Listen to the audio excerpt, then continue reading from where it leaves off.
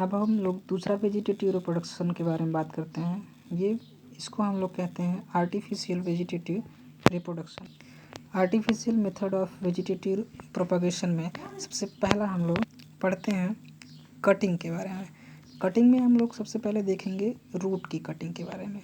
जैसे लेमन का या ऑरेंज का जो प्लांट होता है उसके रूट की अगर हम लोग कटिंग करें और उसको कट करके हम लोग सॉइल में डिप करते हैं तो कुछ समय बाद देखते हैं कि उसमें से नए शूट्स आने लगते हैं और ये आगे ग्रो करके नया प्लांट फॉर्म करता है। इसी तरीके से रोज हो गया, शुगर केन हो गया, ये मॉडिफिकेशन इसमें आर्टिफिशियली हम लोग नया प्लांट तैयार करते हैं इसके स्टेम से। तो इसमें क्या होता है कि इसका स्टेम जैसे है, इसमें ये मान लीजिए इसका स्टेम है, इस तरीके से इसको कट करते हैं। स्टेम को ऐसे कट किया गया और कट करने के बाद इसको हम लोग क्या कर देते हैं कि किसी भी पॉट में सॉइल डाल के उसको हम लोग ऐसे डिप कर देते हैं, सॉइल के अंदर डिप कर देते हैं। तो कुछ समय बाद देखते हैं कि इसमें छोटे छोटे यहाँ से बड्स का फॉर्मेशन होने लगता है और ये बड क्या करता है बाद में ग्रो करके एक नया प्लांट का फॉर्मेशन करता है। तो इसको हम लोग क्या बोलते हैं कि इसको हम लोग बोलते हैं कि stem cutting of rose. Sugar cane में भी सेम इसी तरीके से होता है। ये अभी हमने बताया था कि शुगर केन का ये इंटरनोड रीजन है, ये नोड रीजन है, ये इंटरनोड है। इस रीजन को अगर हम लोग कटिंग करें यहाँ से यहाँ तक कट करके अगर हम लोग इसको प्लांट में इसको हम लोग सॉइल में ग्रो कराते हैं तो ये नए प्लांट का फॉर्मेशन करता है। नेक्स्ट हम लोग बात करते हैं इसी में आपका लीव्स के बारे में। तो अभी हम लोग बात किए कि ब्रायोफिल्म के बारे में बात किया था। तो ब्रायोफिल्म के लीफ की अगर बात करें तो ये ब्रायोफिल्म का एक लीफ है। मान लीजिए ये ब्रायोफिल्म का लीफ है। तो ब्रायोफिल्म के लीफ में जो नॉच रीजन है, ये कौन सा रीजन है? नॉच रीजन है। इस नॉच रीजन में छोटे छोटे कुछ बडिंग्स होते हैं और ये बडिंग जैसे ही सॉइल के कांटेक्ट में आता है ये नया प्लांट का फॉर्मेशन करता है। नेक्स्ट हम लोग बात करते हैं इसमें ग्राफ्टिंग के बारे में। ग्राफ्टिंग जो है बहुत इम्पोर्टेंट है आप लोगों के लिए, ये एग्ज़ाम में पूछा जा सकता है। इस चैप्टर से यहाँ से क्वेश्चन बन सकता है। ग्राफ्टिंग में क्या होता है कि ये प्लांट का एक सरफेस है, यहाँ से रूटिंग हुई है।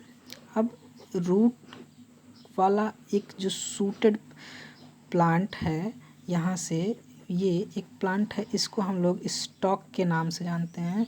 अब इसमें एक सुपीरियर सूटेड प्लांट को रखते हैं और इसको अटैच्ड करा देते हैं इस स्टॉक के साथ में। इसको हम लोग स्कियॉन बोलते हैं। इस स्कियॉन जो होते हैं आपका, वो क्या होता है कि आपका सुपीरियर क्वालिटी का प्लांट होता है, सुपीरियर क्वालिटी का प्लांट होता है। अब उसके सूट को, ये सूट है, ये सूट को हम लोग इसके रखते हैं। तो जो नया प्लांट बनता है उसको हम लोग बोलते हैं कंपोजिट प्लांट। कंपोजिट प्लांट के नाम से हम लोग जानते हैं। तो इसे हम लोग ग्राफ्टिंग कहते हैं। नेक्स्ट आते हैं माइक्रो प्रोपागेशन।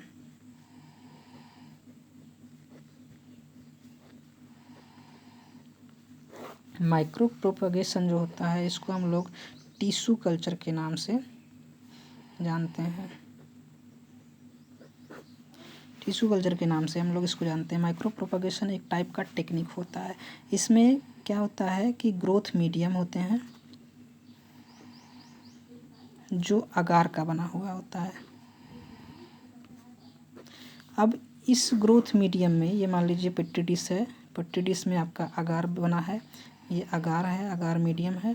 इस अगार मीडियम में ये प्लांट है, प्लांट में कुछ ऐसे इसमें सूट है, सूट के छोटे से पार्ट को कटिंग करते हैं। इतने छोटे से पार्ट को कट करके इसी में हम लोग डिप कर देते हैं। अब इसमें डिप कर दिया गया, छोटे छोटे पार्ट्स को डिप कर दिया गया। अब इसके अंदर इसका ग्रोथ होता है इस न्यूट्रिएंट मीडियम में, और ग्रोथ होने के बाद इसका एक फॉर्मेशन इसी पेट्री डिश के अंदर कुछ सेल्स का फॉर्मेशन होता है जो अनडिफरेंशिएटेड सेल्स होती हैं। इस सेल्स को हम लोग कैलस के नाम से जानते हैं।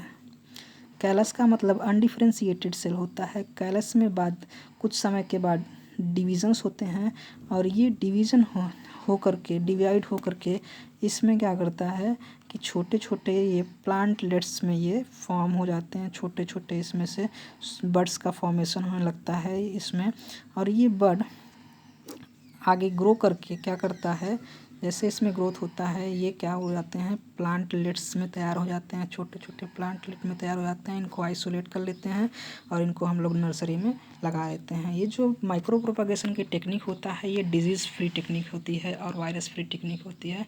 इससे हम लोग ज़्यादा अमाउंट में प्लांट को तैयार कर सकते हैं और जो प्लांट यहाँ से गायब हो रहे हैं उनको भी हम लोग इस टिश्यू कल्चर के माध्यम से बहुत ज़्यादा अमाउंट में हम लोग इसको प्रोड्यूस करा सकते हैं। बनाना की अगर हम बात करें तो बनाना को भी माइक्रो प्रोपागेशन के थ्रू हम लोग टिश्यू कल्चर के थ्रू अच्छे अमाउंट में हम लोग तैयार करते हैं। ऑर्नामेंटल जैसे ऑर्किड्स हो गया, ऑर्नामेंटल प्लांट को भी हम लोग इसी प्रोसेस से तैयार करते हैं। तो आज के लिए इतना ही। Thank you very much.